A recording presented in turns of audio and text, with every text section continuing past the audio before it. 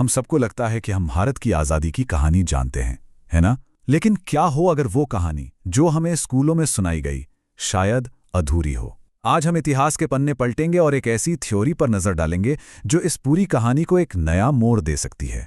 ये सवाल तो मन में आता ही है कि 200 साल तक राज करने के बाद एक इतना बड़ा साम्राज्य भारत जैसी सोने की चिड़िया को भला क्यों छोड़ देगा।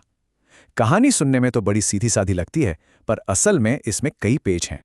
अच्छा, तो हमें दशकों से क्या बताया गया है? यही कि महात्मा गांधी के अहिंसक आंदोलनों जैसे कि भारत छोड़ो आंदोलन अंग्रेजों की नींव हिला दी और उन्हें देश छोड़ने पर मजबूर कर दिया। लेकिन यहाँ एक बहुत बड़ा लेकिन है। क्या होगा अगर हमें पता चले कि जिस ब्रिटिश प्रधानमंत्री ने भारत की आज़ादी के कागजों पर दस्तखत किए वो खुद इस बात से सहमत नहीं थे? जी हाँ, ये एक चौंकाने वाला खुलासा था।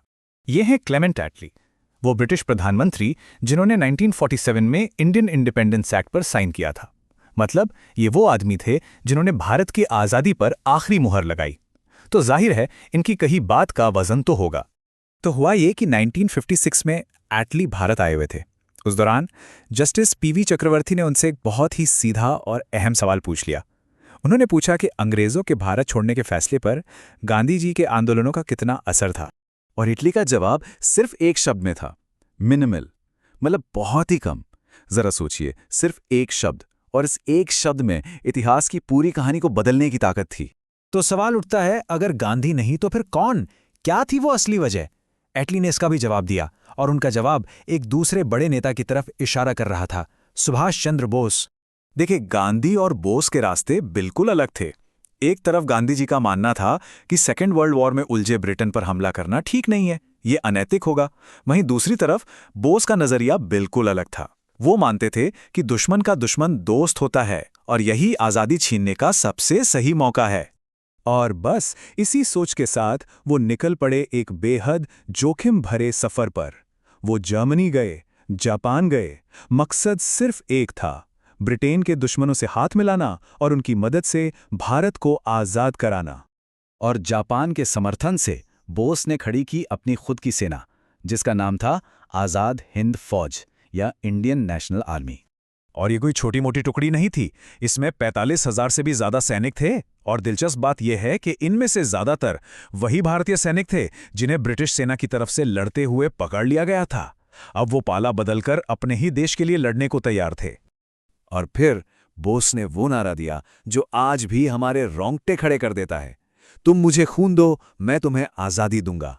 ये सिर्फ शब्द नहीं थे, ये एक ऐसी चिंगारी थी जिसने हजारों लोगों के दिलों में आज़ादी की ज्वाला भड़का दी। हाँ, ये सच है कि आयने लड़कर भारत को पूरी तरह आज़ाद नहीं करा पाई, लेकिन उनकी असली जीत जंग के मैदान में नहीं बल्कि कहीं और हुई थी। उन्होंने सबसे बड़ा काम ये किया कि ब्रिटिश इंडियन आर्मी में जो भारतीय सैनिक थे उनकी वफादारी की जड़ें हिलाकर रख दी। अब जंग खत्म हो चुकी थी। अंग्रेजों ने सोचा कि चलो अब वापस अपनी पकड़ मजबूत करते हैं। लेकिन यहीं से उनसे एक बहुत बड़ी, एक घातक भूल हो गई। उन्होंने क्या किया? उन्होंने आईएनए के पकड़े गए सैनिकों पर दिल्ली के लाल किले में खुलेआम देशद्रोह का मुकदमा चलाने का फैसला किया। उनका प्लान था कि इससे बाकी सब लोग डर जाएंगे, एक मिसाल कायम होगी। पर हुआ इसका ठीक उल्टा। ये दांव बुरी तरह से पिट गया। आईएनए के सैनिक जिन पर देशद्रोह का मुकदमा चल रहा था वो रातों रात पूरे देश के हीरो बन गए। और इसका असर ये हुआ कि ब्रिटिश राज की अपनी ही रॉयल इंडियन नेवी और आर्मी में बगावत शुरू हो गई। अब जरा इन आंकड़ों पर गौर कीजिए, ये उस वक्त की असलियत को सामने रखते हैं। भारत में उस समय करीब 40,000 ब्रिटिश सैनिक थे और भारतीय सैनिक 2.5 मिलियन यानी 25 लाख। मतलब हर एक ब्रिटिश सैनिक पर 60 से ज्यादा भारतीय सैनिक। और अब अंग्रेजों को उन्हीं भारतीय सैनिकों पर भरोसा नहीं रहा था। तो अब अंग्रेजों के लिए हालात कैसे थे? एक तो जंग के बाद वो आर्थिक रूप से कमजोर हो चुके थे, और दूसरा जिस सेना के दम पर वो राज कर रहे थे उसी पर से उनका कंट्रोल खत्म हो रहा था। अब उनके पास कोई चारा नहीं बचा था। तो अगर हम इस थ्योरी को माने तो आज़ादी हमें किसी ने मेहरबानी करके नहीं दी, ये एक मजबूरी थी, एक सोची समझी चाल थी, क्योंकि अंग्रेज समझ चुके थे कि अगर अब नहीं निकले तो उन्हें बेइज्जत होकर भागना पड़ेगा। हालात उनके हाथ से निकल चुके थे। एक और दिलचस्प बात, अंग्रेजों ने भारत छोड़ने की तारीख 1 जून 1948 तय की थी। लेकिन फिर अचानक इतनी क्या जल्दी हो गई कि वो लगभग 1 साल पहले अगस्त 1947 में ही चले गए। ये जल्दबाजी दिखाती है कि अंदर ही अंदर एक डर था, एक घबराहट थी कि कहीं हालात पूरी तरह से बेकाबू ना हो जाएं। और इसी को कहते हैं INA फैक्टर। ये वो थ्योरी है जो कहती है कि भारत की आज़ादी का असली कारण गांधी जी के अहिंसक आंदोलन नहीं, बल्कि सुभाष चंद्र बोस की INA और उसके बाद सेना में हुई बगावत थी। यही वो आखिरी कील की जिसने ब्रिटिश राज के ताबूत को बंद कर दिया। तो इस नज़रिए से देखें तो अंग्रेज किसी नैतिक दबाव में नहीं गए। वो इसलिए गए क्योंकि उनकी ताकत की जो बुनियाद थी, यानी भारतीय सैनिक, वही उनके पैरों के नीचे से खिसक गई थी। जब आपकी अपनी ही सेना आपकी न सुने तो आप राज कैसे करेंगे? देखिए, इतिहास आखिर है क्या? ये एक कहानी ही तो है, और हर कहानी के कई पहलू होते हैं।